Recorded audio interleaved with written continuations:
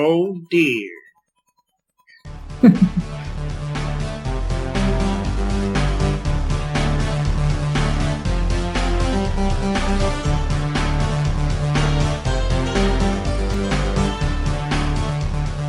Hello and welcome to Podcast number 302. This is Ozone Ocean, and with me is the marvellous Mr. Baines. Hello, Mr. Baines. Hello. And the magnificent Ms. Tance. Hello, Tance. Hello. Yeah, so we're going to do the agendacast. We just came up with this idea, the agendacast. This is where we're going to be talking about how authors use their work as a mouthpiece to project their political propaganda notions onto people, and how they can be pretty odious if they do it too obviously. And maybe it's not odious to everybody, but it can be odious to some people, and it can become annoying. So we're it can also become bad art, like just look at Christian movies. Yeah. So exactly. If you try and push your way of your point of view on people a bit too strong, it can take over the art and affect how it's received. Make it a bit poorer. So that's what we're going to chat about. Also the promotion of work as well, not just the work itself. The propaganda that promotes it can be odious if people take it, go too far on the political aspect. It can be bad. So, before we get into that, I've got to mention the feature. So the feature comic this week was a feature that I had done by Odia.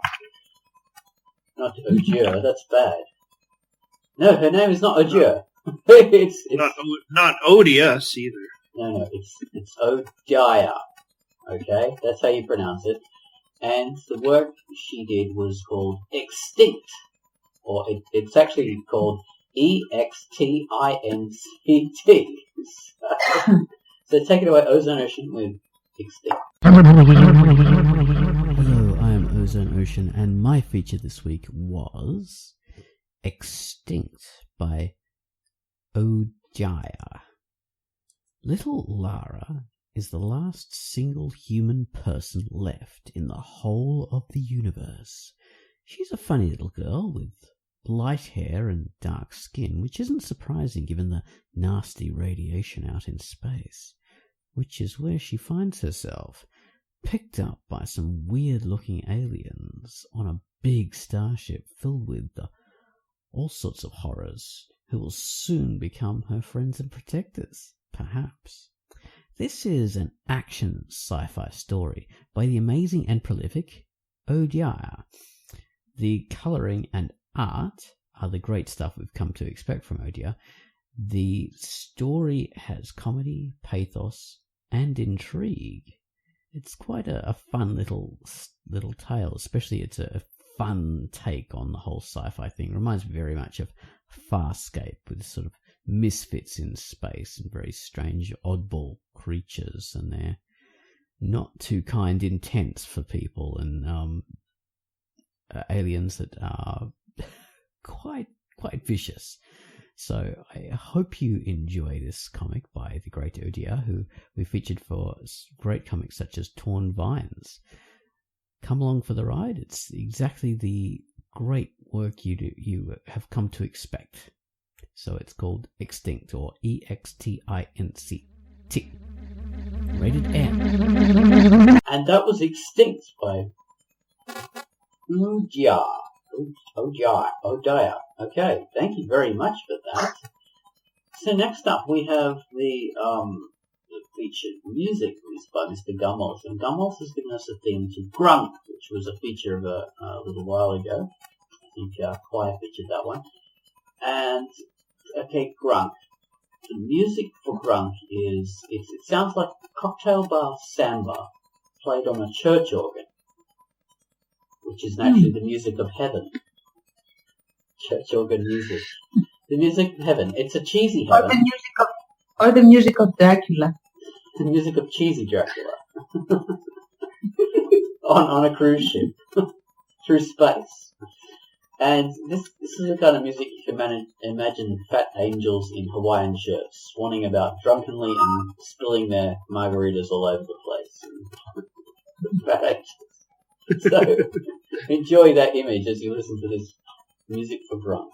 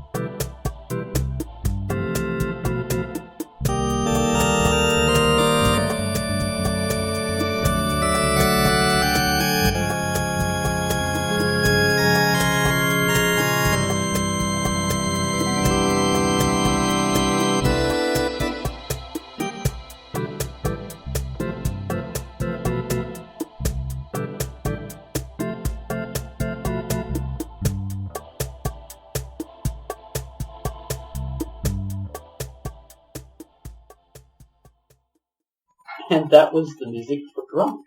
I hope you like that. Alright, so, agendas.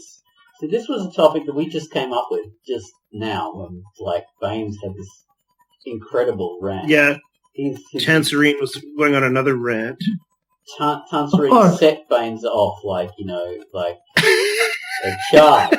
And Baines fired like a nuclear weapon, Everyone sat there stunned. Wow. In shocked silence.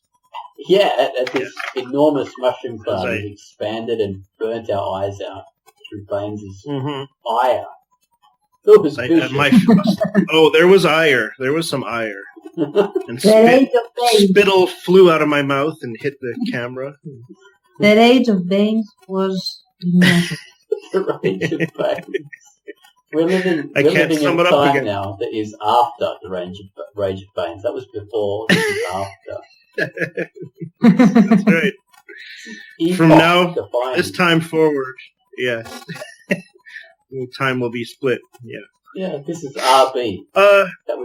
So I was talking about we were talking about other things, about sort of having a point of view and the political sort of, when an author or something can go into, too far into their political point of view and kind of become, didactic, or they're sort of pushing their view.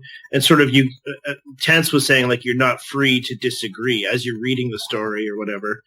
It's it's not allowing you to take the other side. It sort of paints things as very black and white. And, I guess, yeah. I don't know. How do we get into this topic? It becomes a megaphone rather than a conversation, or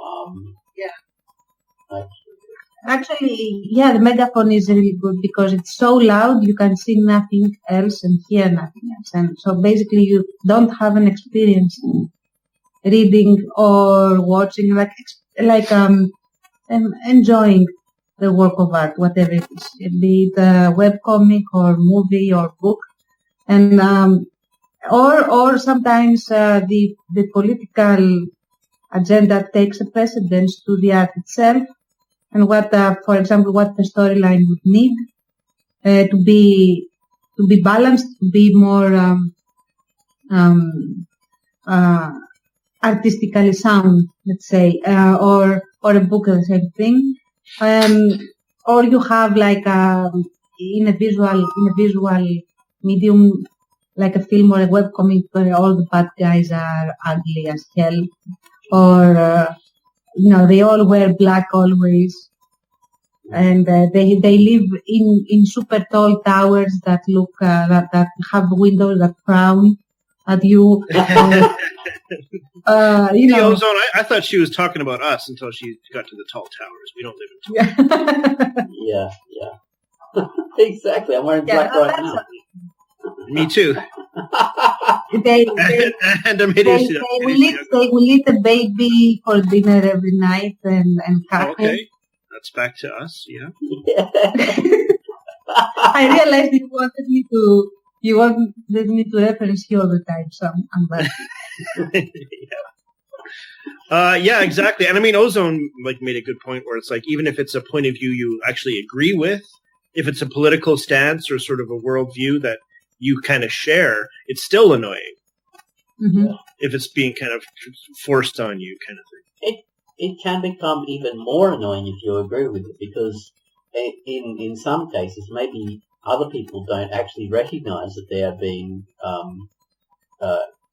force-fed a point of view. They don't actually see it, but because you do understand that point of view and agree with it and endorse it, you know you're being force-fed and you resent it because you don't like having those ideas pushed on you in that way. You already agree with it. You know, why are you telling me this? This is what I already believe. Get out. You know, take away this stuff and just get back to the story. Just don't tell me all the stuff that I already know. Preaching to the choir becomes so bloody annoying. So yeah, that's where I'm coming from on that. Yeah. So it's not always something that everybody will see. It's something like a critic will know about because they understand this on a different level, or it's something that someone who is already on the same wavelength as the author will recognize. But, yeah. If you have some knowledge of the situation, whatever it is, like sort of the political landscape or the economic, whatever is being referenced, if you have some kind of grounding in that, then you'll be more likely to see it. Yeah. You'd be like, hey.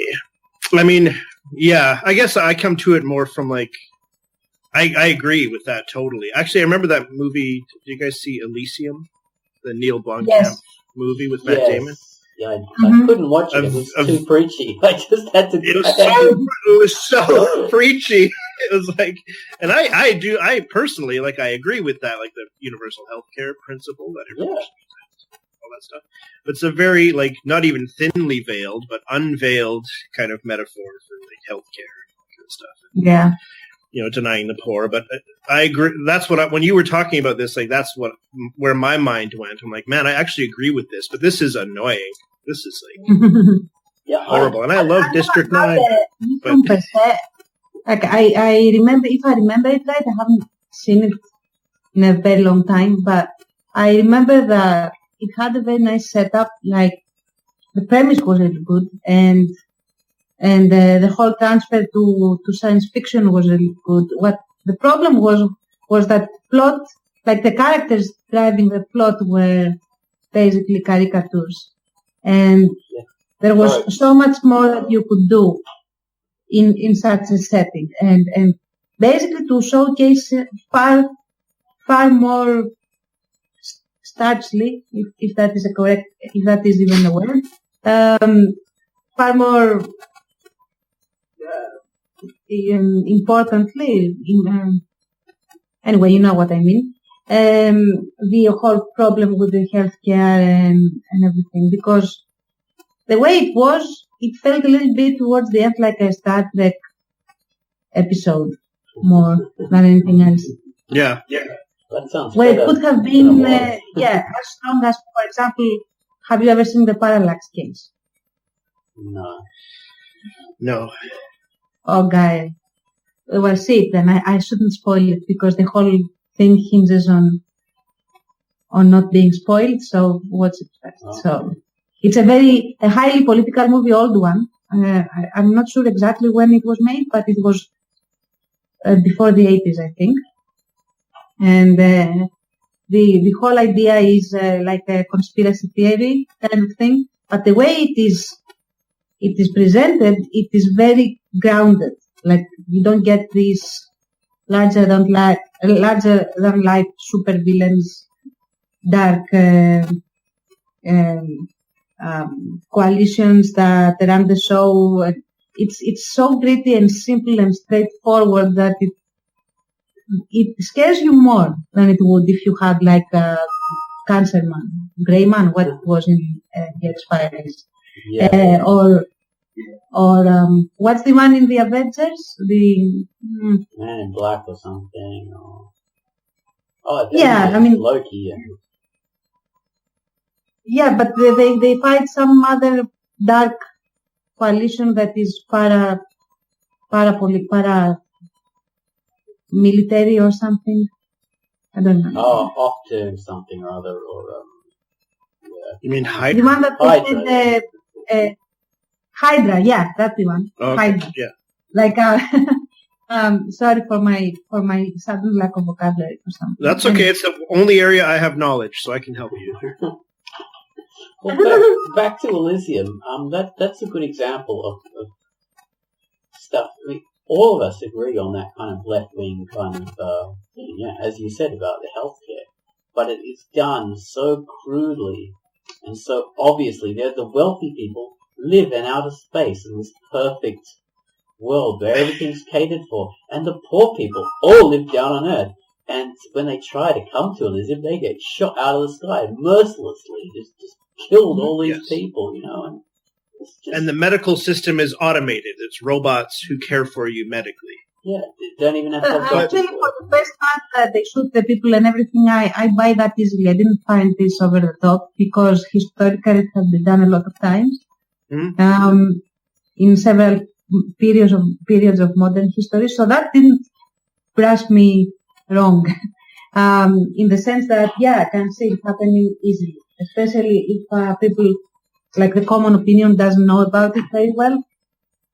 Just look at what happened with, I think, was it the Congo and Belgium, if I'm not mistaken. I mean, it did to me because it was unnecessary. They didn't have to shoot these people down for that to work or for that.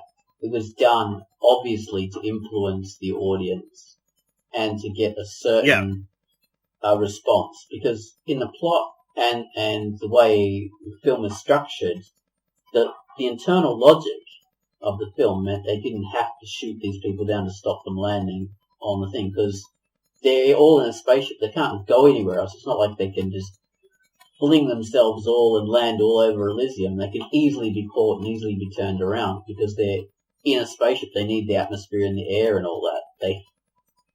It's so But you easy forget to that stop it might them, you know? So yeah, but it's even easier to shoot them now. well, to get a certain reaction, it's not easier to shoot them, you know. Actually, for the logic of the thing, if you've got a spaceship, if you shoot a spaceship out of the sky and you have an enormous base in around the planet, you know, like a space station, you're going to have a lot of like micrometeors, and just immediately you're going to endanger your floating base. So it's safer actually to contain them and to turn them around rather than to risk damaging your entire space station just so you can blow them out. That's correct. That's correct. And that's actually very good thinking there. So you're right on that one. But it's like when the whole world is designed around this idea. Yeah. Okay, these rich people are considered humans in the robot's programming, and the rest of the people are programmed not to be seen as human by the robots. That's sort of the basic framework, and these robots like provide healthcare to the people they consider people, and they don't provide it to people they don't consider people. So it's a sort of, you know, it's a worldview, it's a point of view, but it's so like everything is designed around that in such a kind of corny way, I guess. And it kind of beats you over the head with it, where like obviously there's only one right answer. Yeah. And you know, everything's directed to getting an audience reaction. Oh my God, the poor people aren't looked after, and the rich people are mean and nasty, and yeah. And even if it's, I mean, like you said again, it's weird that like even if it's something you happen to agree with, it's like, oh man, you got to do it in a better way. It's like, and you see that's very impressive. Like when I had seen it, I actually don't remember that we were shooting them out of the sky. But what you said about it being more practical to contain them and turn them back and stuff. I think that if they had done that, now that I think about it, it might have made an even bigger impact. Yeah, because then Since then it would sort of look like, oh, they're being kind. Oh, you'd sort of get a bit of ambiguity into the thing, and you'd start to think, it's not so black and white. Yeah, they're not so nasty. They're sort of, being nice to these people, whereas it would disguise the evil and make a bigger impact. kindness, of course. Yeah, that's I would prefer that. I would prefer that now that you say it. Or if they had a legitimate argument, but if they had a legitimate argument that, there's only so many robots. It's like spoiler alert for Elysium. Just mute us mute me for 10 seconds. Like the whole point of it is like the robots can easily serve everyone and fix everyone. There's like sort of incredible levels of technology. And there's no real choice to be made. Maybe I'm misremembering, but at least from my perception, like it's like you just flip a switch or whatever, you put in a computer virus or whatever you do to make the robots realize everyone's human, and then everyone gets fixed, and the rich people are still fixed and everything. And it's just kind of, if there was more maybe of a point on the other side to saving, like sparing those resources or fearing that there wouldn't be enough, or give them some reason other than just evil. Yeah, or actually making it like ensuring that the fact that they live and die and they cannot, get regenerated and stuff, perpetuates some kind of social mechanism that they need in order to continue maintaining the space station or whatever. So that would make more sense. Which reminds me of another film, again, like dystopic, futuristic and stuff. I don't remember the title of, but maybe you can remind me. It was that they had finally reached a point in genetics where people didn't actually die. They couldn't die, like for whatever reason. Like genetically, they had made people unable to die. But after a while, the overpopulation was such that people had to start dying because you had a huge depletion of the Earth's resources and a huge depletion of, there were a lot of wars and everything because, everyone was stiflingly overpopulating everything and stuff like fighting that. for resources. So they started imposing genetically again some kind of nanobot thing, whatever, that would start a countdown and they could see it on their wrist and how much time they have left to live. And that was turned into currency, like time became the currency. So you had, again, a stratified society where the poorest had like a very short amount of time to live because they didn't actually have the capacity to earn enough time credits to extend the period of living. But they all remained young and they all were, there was no old person ever, anywhere.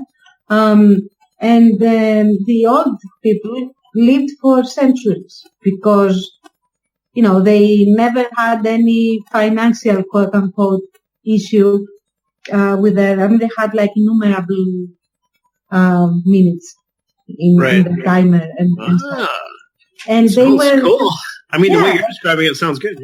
Yeah, and the whole city, because this was then this huge city that spanned I don't know how many countries, and it was in concentric circles, separated by huge walls. If that reminds you of something now. And the one social class couldn't travel to the other. So to a very big extent, people didn't know that there were others that lived longer because they were essentially given without earning much more time and stuff like that. So you had a much more tightly woven situation where you had the whole issue with access to resources and pyramidic style societies and so on and so forth. And it didn't feel like they were preaching to you like, oh, you should do this or you should do that. Yeah. You were free to draw your own conclusions from this, and you had good people and bad people on all sides. Like you had the whole plot is about this young girl that is born into the highest tier, and she sort of wants to go into the lower ones and see what's what, and then she gets robbed of her time, and that's the whole issue of having to go back so she can be given more time by her dad or I don't know who, and it was a very fast-paced and very impactful movie. I have to find the title for It Sounds great. It sounds like a newer version of Logan's Run, which was a famous film from the 70s and the 60s. The 1960s, yeah. Right. And in Logan's Run, it's the same sort of thing in that people die at 30. They have, because years and years ago there was, only so many resources, so they've had the whole society that's built around killing people off at 30, and so people wear a different colour when they get into their like if they're in their 20s they wear silver or something, and then 25 they start to wear a different colour, and when they're 29 or whatever they wear like red because they know they're going to die or whatever, and those people are marked it, and they have a countdown on their wrist and all that kind of thing. So that's okay. That sounds very very similar. Yeah. As maybe it's an update on that idea, or they took it further, or like did a different version of it. Logan's Run. So yeah, perhaps that's a new version of that. I'm gonna look that up. It sounds a more interesting version. Yeah, but the subject is again basically social inequality, because even in the Elysium one, the healthcare is a medium to discuss social inequality again. So, and the fight of the classes and all that, if you want to go to communist vocabulary. So Yeah. I do. The good thing here is, you can make a work that is very politically aware and like educates people and makes people think, or you can have something that people hate and makes them want to turn off because it's just so obvious. So there's a good way of having a political agenda and a bad way. You don't want to be didactic. You don't want to be too preachy or too obvious, I think. Like setting up good guys and bad guys for a start. These are dumb. Okay, I found it. It's called In Time. The movie. I'm going In Time. Yeah. Second. Sounds good. Apparently, there was another film that came out 2011. quite recently that follows the same kind of thing. It's called Snowpiercer. I haven't seen it, but I've just read the reviews, and it's very much about that. It's about this a train that is going circling around the whole planet over and over and over, and all the last people left alive in this train, and for generations, they have the poor people in the bad carriages, and the wealthy people further and further forward, and you have this stark difference of how people are treated. Poor people are left to eat crap, and wealthy people have got all the good stuff, and then the poor people get together and decide to fight through the train, all the way forward and have some kind of revolution. It's just done in such a... I haven't seen it, so I can't judge it properly, but from what people have said, they said it's done in such a crude metaphor for social inequality. Is that... And there is a very nice, very good Greek movie for which all the actors back in the day, it was made in the 1950s or 60s, and all the actors that participated were the ones that produced it, and then they were blacklisted and sent to exile for that. So, we had a lot of interesting times. Anyway, So this movie is called a neighborhood called The Dream, συνοικία το όνειρο, which you don't see rich people in it. Like no rich people. It's a very working class, very traditional neighborhood with this huge yard between all the houses where everyone has to share it, and you see just the stories of these people and what they have to struggle with because they don't have money, or because they are marginalized, or because they are actually criminals. Because you have the whole story centralizes around a couple of characters that are thieves, and they go into rich people's houses and they steal stuff. So, and they all have, their own dreams and everything. And you don't actually see rich people in there. But the whole feeling of this pressure of being in the lowest class and the hardship that goes into it, and basically how it can even change you into being a very bad person, or how some people preserve their integrity, but for that they pay a very high price just because they are where they are socially. And that is enough. You can see the whole thing and you don't need to vilify anyone. Yeah. So, yeah. Hence their being in exile. You can make up your own mind. Yeah. Another one I was thinking about, not science fiction, but Slumdog Millionaire, which was like lauded, that was loved it. But I didn't feel that was going. To me, that presented like starkly obvious kind of stuff. This poor boy. It is good in some ways in that it has a bit of moral ambiguity about him and how he becomes a bit of a criminal in order to survive. But the people he gets involved with, there's no ambiguity about them. They are baddies, and they force children to be blinded in order to be beggars because they're evil, and he's stuck in this kind of thing. And the game show host guy is another evil guy. I felt that it was a bit, for me, it felt a bit preachy and a bit obvious.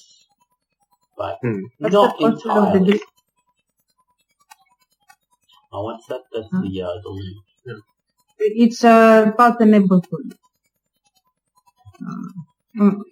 It should be somewhere. I'm trying to find an entry in English, but for some reason, there is one in French. Oh, okay. There's an IMDb. Yeah. There's a very poor IMDb page. There you go.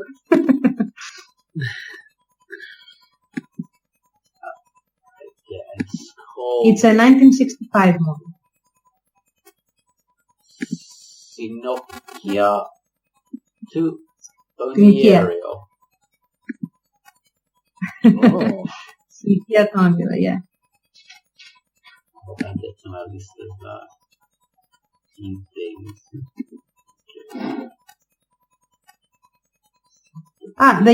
There is an English user review, and that is a pretty good one from what I have seen. Like, it rounds up everything. If you are ever interested in that aspect, I wish it could be, released internationally in subtitles, but because I think it would be very impactful and show an image of Greece that people don't actually see, and how people thought and why they thought the way they do, which is very much non-simplistic, as you would of course imagine. Anyway. Yeah. It's a good movie. You have to have a nuanced view of things in order to be able to understand them better. You can't really take people on board by forcing them to see things your way. You have to lead them to it gently. Exactly. So, who are your guys' favourite authors that do this badly? That do this badly? Okay. The didact. The didacts. Okay, that's a question I have to think about. So ask me last. Okay, well, I'll say for me it is Terry Pratchett, who everyone loves, and I loved. He's a great satirical writer, great satirical take on fantasy, especially his early novels, but he became more and more didactic, more politically didactic as he progressed, and his later novels are just, he just couldn't give a stuff anymore. He would drop the humour to be didactic, so he would not even bother to be funny. He would just say, this is bad, and this is why, and this is how things should be, and this is all that's wrong in the world. These people are why everything's bad, because they're dicks, and it should be done this way. And I felt that was, even though I agreed with his point of view and I was totally on board, I just felt the writing was just forcing his opinions and forcing those views at me in a way that was odious. As Tan said before. That's a good word. I love that word. Offensive. Odious. Even, Yeah. especially because Darth Odious. Yeah, especially because I agree with them. You know, I don't want those things. Right. My own kind of point of view forced on me that way. It's irritating. It seems like successful writers, it's so easy for successful writers to fall into that, right? Like they start off great and interesting and funny or whatever, exciting to read or whatever.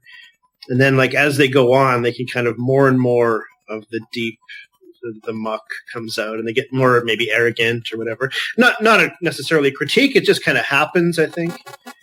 Like they're kind of able to say whatever they want and people will buy it, so they kind of get more, they reveal more and more.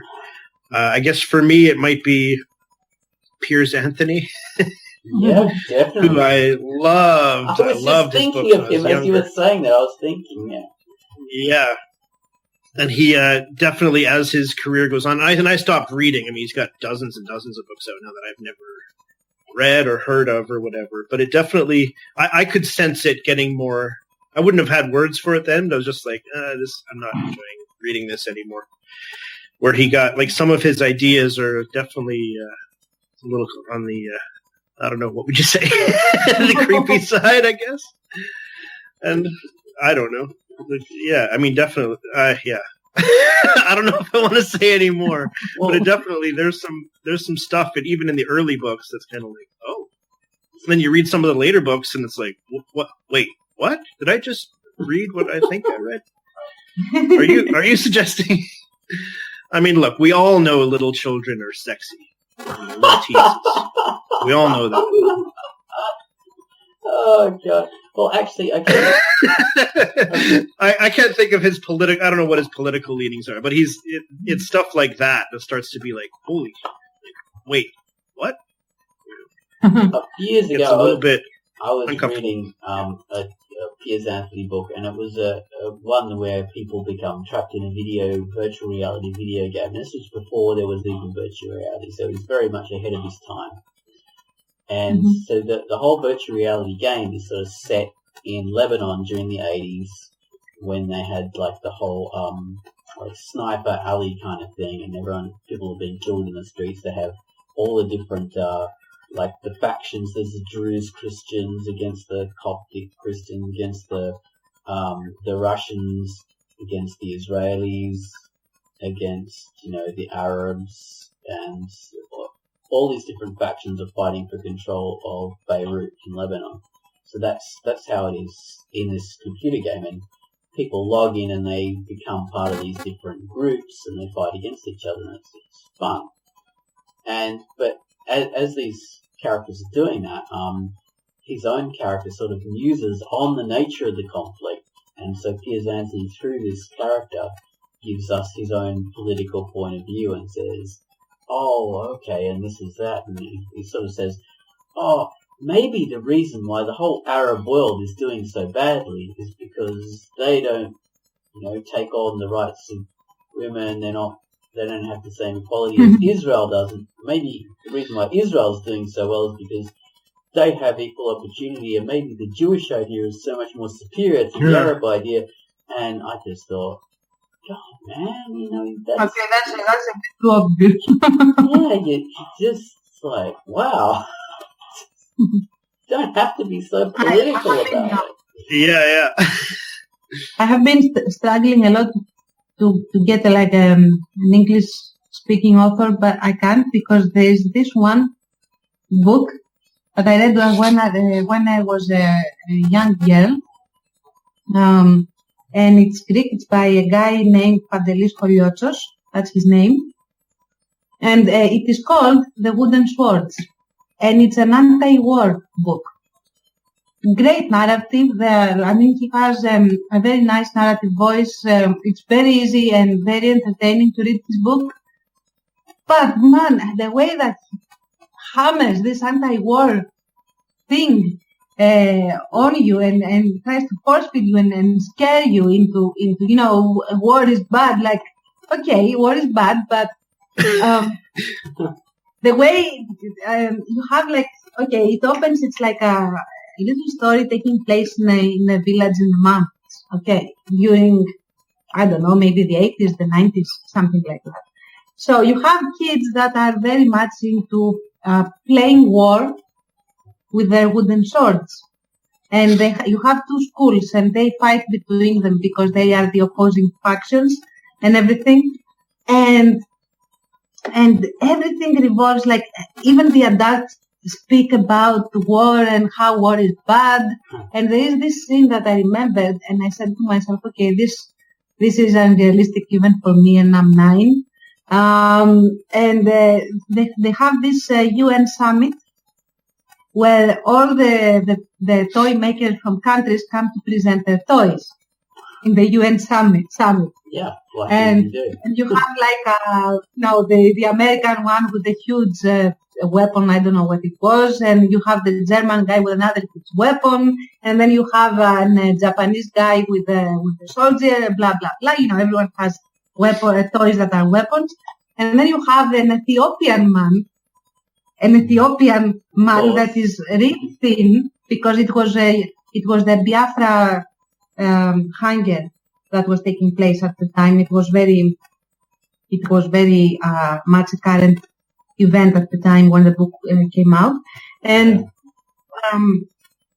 the famine. I mean, it was the famine, and you have this really thin black guy that comes to present a doll, and every other representative laughs at him, and he has to crawl under the table, and Oh, God. okay, I mean,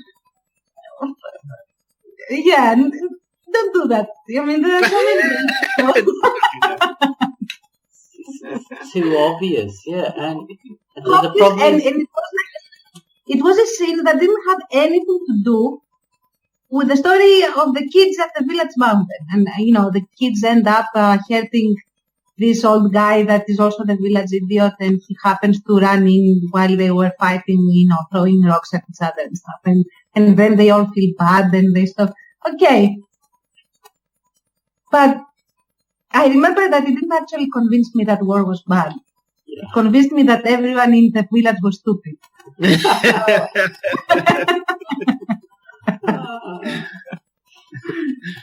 That's the problem. Even if you agree with the point of view, you come away thinking, man, maybe I should just, maybe war is good because it'll get rid of idiots like this. You're going to be the first against the wall during the revolution. Yeah. Go on, Ben. Sorry. So there was a huge kind of story. I guess we're a little behind the curve on this one, but like when the new Ghostbusters movie came out, and the trailer was the rant before we recorded, right? So they released the trailer, and there was a lot of like sort of shenanigans going on behind the scenes. I can give, if you want to add a link to a sort of discussion. There's a group on YouTube that does like sort of exposés and all this kind of stuff. Right. There was a lot going on behind the scenes. It's very, very interesting stuff, especially in light of the fact that the Sony hacks took place and kind of revealed all this company's inner emails and stuff like that. So there's a lot of it's fascinating stuff. But anyway, the trailer is released. It's an all-female Ghostbusters. It disregards the previous Ghostbusters movies. It's a whole new universe or whatever. And but the trailer is the most negatively received trailer in like ever in history. Yeah, and so the company goes on this kind of propaganda course of slamming anyone who criticizes this movie or anyone who says they won't see it or like is speaking against it as sexist, misogynist, and basement-dwelling virgins, which I took personal offense at. And it was this whole thing, this entire company, like, sort of went hard on this narrative and kept kind of doubling down on it. I think until they realized that, oh yeah, we want these people to come and see our movie. And like some of the agenda behind this, and the movie flopped. That kind of, I don't know, that was like so frustrating to watch, kind of the level of lies. And here's where, I don't know if I'm going out on a weird limb here, but I think of the Hillary Clinton campaign. And I feel safer as we're talking. I don't know if anyone's listening to this, but none of us are Americans, so I'm okay. Luckily, Pitface had to go. But so the Hillary Clinton campaign felt like that to me, but it was on such a grander scale, from only my point of view, anyway. Like I saw the news media, and even more than that, since I don't watch much like news on TV, the like talk shows and comedians, people I like or liked and sort of was really into, were really on board with this narrative that just was so obviously not true to me, which was anyone who doesn't support Hillary Clinton is a misogynist because she's a woman, and a racist because if you don't support her, you must support Donald Trump, and he's a racist. That's the narrative. Mm-hmm. False. If you didn't support Hillary Clinton, you didn't necessarily support Trump. Dormammu. But it was like the fear mongering and the sort of accusations of sexism and racism, and trying to paint everyone with that brush for any criticism of Hillary Clinton, and any legitimate criticism of Hillary Clinton is shut down on a big scale by all the news, all the comedy people. That was like that. It changed my whole. I want to say it changed my whole life, but it actually didn't change a single thing in my life. But it changed my whole point of view about things. It's like, so it did change your life. I guess it did in an inner, but I've never said it to anyone until right now. So it didn't really change anything in the world. Nobody cares, but it really changed my whole point of view, like to sort of live in that feeling of like everybody's lying. I see it, like everybody is lying. And I don't know, it's weird. That's kind of what prompted this sort of discussion of this whole thing, you know? Well, anything that gets shut down with basically an ad hominem, so like a label, you don't do this, you are that, bam, and off with you. Okay, that always brings this feeling. I remember when the Greek crisis struck, anyone who was not on board with the memorandum, didn't like them, felt that they were not going to work, and things like that, was immediately lazy and a crook. Yeah. Immediately. There was no way to continue a conversation if you said, like, I don't agree with this. And I'm talking internationally, because domestically you depended on who you talk to. I'm actually rather proud of my people in that we prefer to fight than actually stop talking. So you would probably get more fights over these things and arguments, and huge arguments that everyone joins in and everyone, goes at every other one's throat, but you wouldn't get shut down.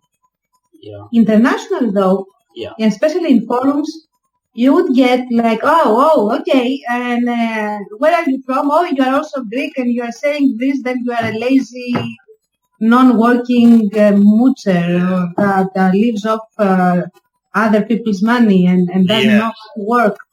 And we are not listening to you. So that ties in perfectly. Like that whole thing of like, you want free stuff. You just want to sit around and not work. Like you want this, you want that. Exactly. To me, that screams like that's a corporate agenda, man. Like corporate welfare is okay. They never get accused. Well, you just want free stuff. That's what is like creepy to me.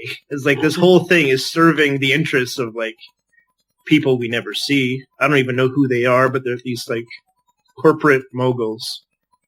People in the big club, like George Carlin said. Like, it's a big club, and we're not in it.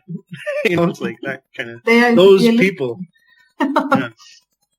But yeah, man. And I will translate a direct quote for you from that time. Like it was around 2011, 2012, somewhere there on TV, where you had the politicians that were enforcing the memorandum and some other guys that were from coalitions and the syndicalists and stuff like that. And they were saying, okay, why don't you put the tax on these people that are like big corporates and big moguls and And he said, here we have a list of 500 people that if you tax to like something like 10% or whatever, you will pay off the debt. And he said, we're not going to be saved by just these 500 people. And then they said, like, immediately after, so why do you put out into the street and make homeless this guy for owing something like 1,000 or 2,000 euro? Yeah. Is that going to solve all the problems, that 1,000 euros? And how did he respond? Shouldn't that man pay his debts? Wow. Yeah. Like immediately. It was the same conversation. Yeah. Immediately. So, yeah. They're not all lying. Some of them are lying, and some of them have just, well, I'm hearing myself echo there. Have just like, I can't stand hearing my own voice like that. That's weird. But some people have just like bought in. They're not lying. They've just bought into it. Hello. Yeah. Hello. Hello. Yeah. Hello. I'm going to be buying the Echo from now on.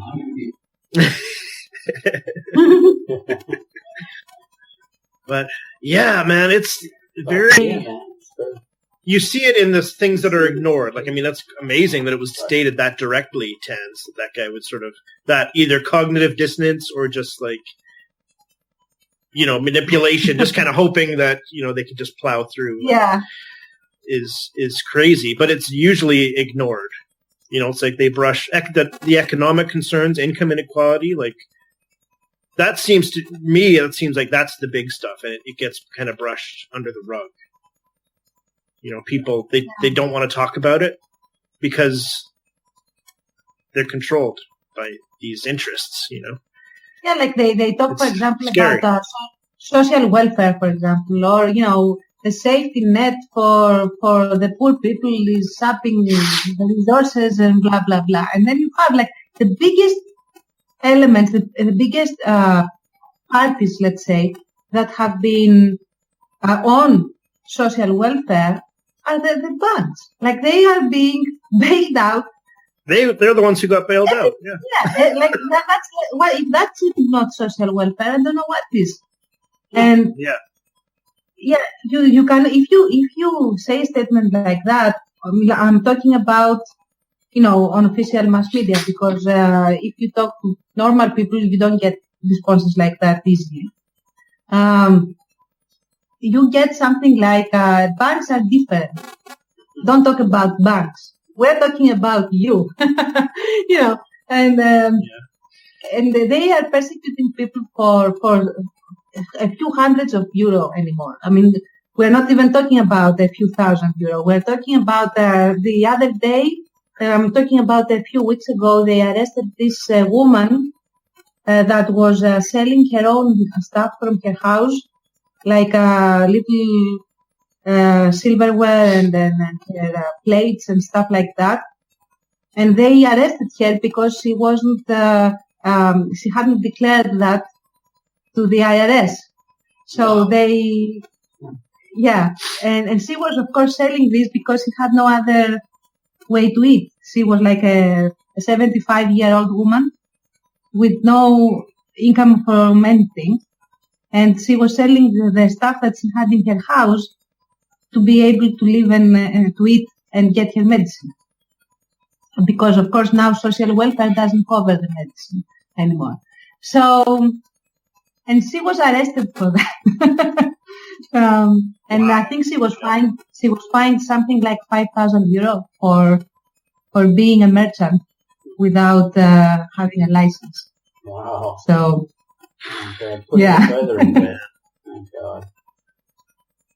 Oh, so there's a big problem on a.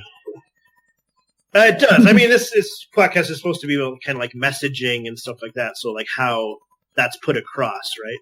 I kind of chuckled when you said like social safety net, and I was wondering, like, I hardly ever hear that phrase used because I think, okay, this is like crazy conspiracy veins coming out now, I guess, but that is a positive phrase. Like, I wouldn't be surprised if that goes away completely and is replaced. I mean, you have entitlements, like the sort of word they use the word entitlements because that has more of a negative, like you're entitled. Yeah. You feel entitled. It's got a negative quality. Safety net has a positive quality or a positive, like connotation or whatever. Yeah. So that's what I find interesting too, like the very subtle messaging that goes on. Mm-hmm. So you're saying it's like 1984 where we invert the meaning of language in order to invert and subvert in order to so in my field, these are called microaggressions, and that's exactly it. Like spinning, referring to a concept in a negative way, like not giving it a positive language. For example, a positive language term is a microaggression that subverts immediately the status of this thing immediately. So. Yeah. Class warfare. Exactly. That's class warfare. Well, they steal, they appropriate terms like that. Like class warfare has been appropriated by the right to... I mean, to shut down criticism of the rich. It's like weird, like backwards. Elite has now become a word used to describe left-wing people who want to support the poor. How did you call that? How did you say that? Elite. Oh, yeah, now, really? Yeah, now that's left-wing people who want to support the poor, you know, who want to support like the underdog. Yeah. Working class people are now right-wingers. They're the good old working class for some reason. That So someone like Donald Trump, you know, and people on that kind of side of society are now working class heroes because of maybe intellectually he's working class. People consider him relatable, you know, even though he is the absolute antithesis of everything to do with working class. His people. Not at all. They will never ever. I think no. I mean, of course, I'm waiting for evidence to the contrary, for sure. But I really do think that the Trump election was a vote against Hillary more than a vote for Trump, in a sense, more than anything. Because it was also like economic, you know. Yeah, of course. Like and I mean, the whole administration that she represented would perpetuate the same economic situation that already exists and people are dissatisfied with. Now, Trump is probably going to make everything worse, but it's it's a vote against the establishment. Yeah. More than a vote for something. Yeah. I agree. Like, I can prove that because here in Greece we have a vast experience of that. Greeks haven't voted for anyone since, I think they ever have voted for anyone. We always vote against. Against. We vote in order to remove someone from office. There has never been someone to vote for, because on the very rare occasions that there has been someone that people would vote for, he got assassinated before he could actually run for elections.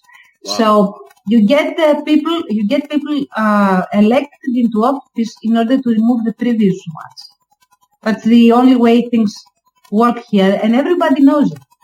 Like if you ask anyone, who are you voting for? Usually the answer is anyone get him out of there. So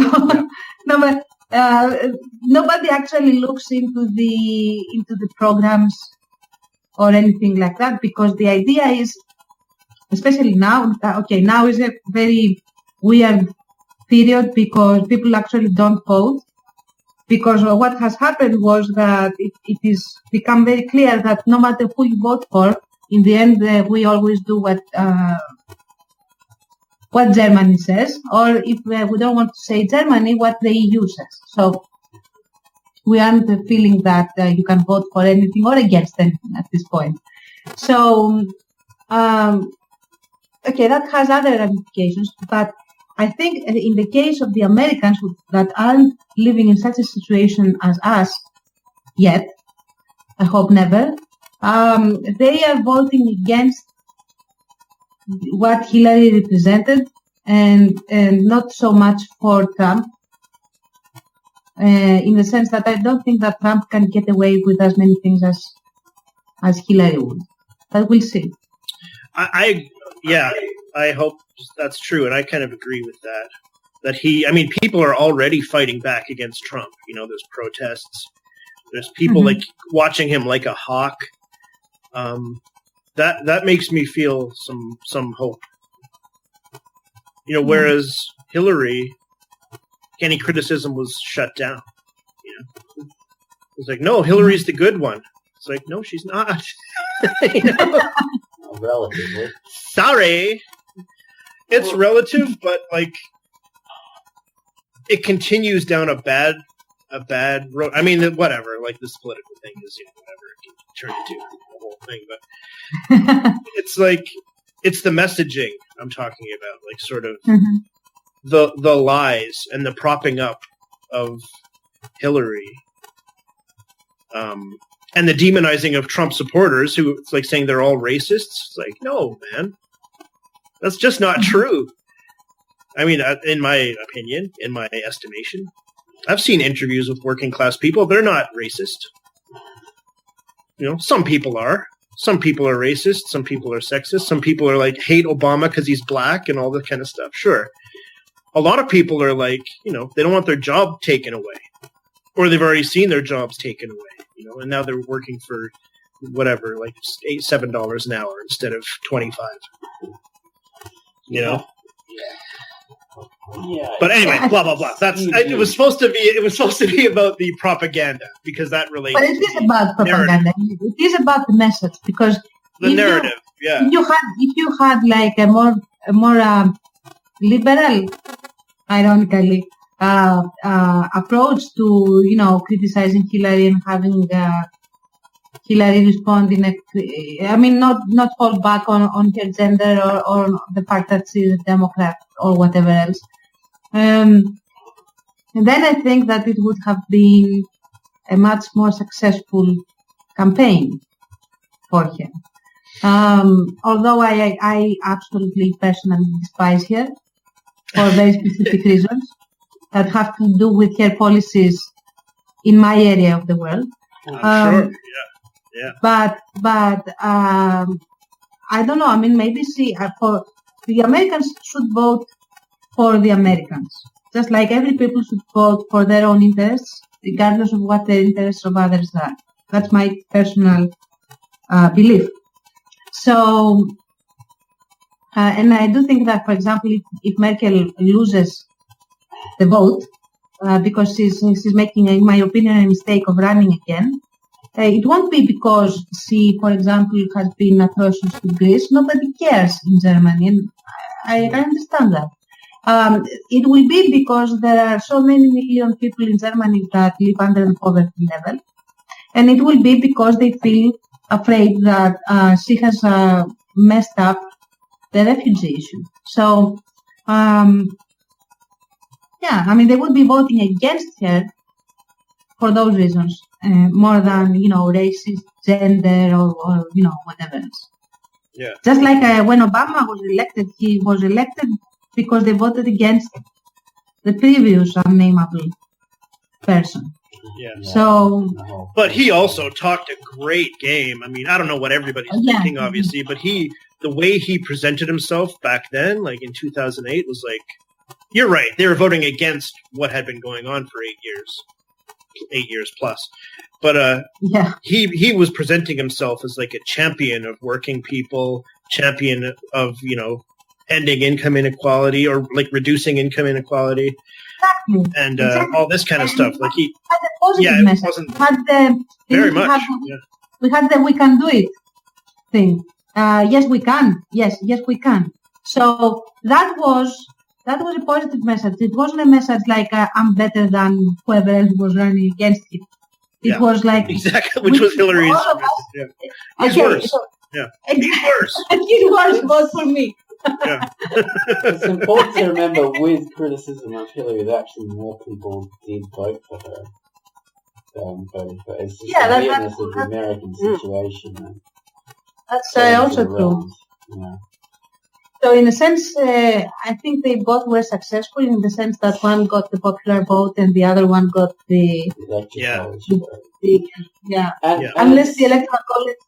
We don't know because the electoral college might actually rebel against. Probably we don't know yet. And the other thing is, it's only like less than 20% of Americans voted for Trump. Less than 20% of Americans voted for Hillary. Yeah. It's not like half of America wants this. Half of the nation wants that. Totally. That's true. Yeah. Do you know, like over here in Greece, Tsipras rules with something like 13%. Of the vote, of the actual vote, not the cooked one, the statistics after all the processing. And this percentage goes down and down and down every time an election is run.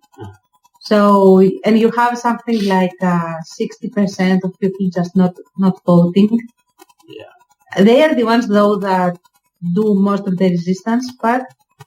So you have this huge group of people that aren't represented in anything because there is nobody to represent them, and all kind of propaganda gets lost on these people for those reasons. It's the message, as we were saying before. Yeah. I think it reinforces more the fact that, you know what, we're going to boycott all of you. Yeah. You have to treat, in the end, you have to treat people like adults. You can't patronize them. I think that's the message of the whole thing. Exactly. The propaganda and the agenda. Exactly. Don't treat people like kids. Alright. Yeah. I think call them misogynists and racists and sexists, and then expect them to come and see your movie. Or when they're This watching thing can happen, the my movie... friend. Yeah, or when they're watching the actual film, you're still doing that. You're saying you're a racist and misogynist. If you don't agree with this message that I'm presenting you, you're, elitist, or you're this, or you're that, in order to... You are, whatever it is you are. Yeah. You are, insert negative adjective. Yeah. If you don't agree with this point of view that I am putting forward. Anyway. And that's the way I live my life. Obviously. And forget the most important thing, Oz. And you are this, whatever it is, and we can't be friends. Yes. Oh. We can't be friends. Yes. That's how I live my life, guys. So.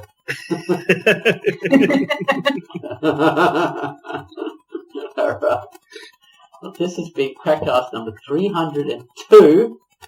I've been the incredibly politically correct Ozone Ocean.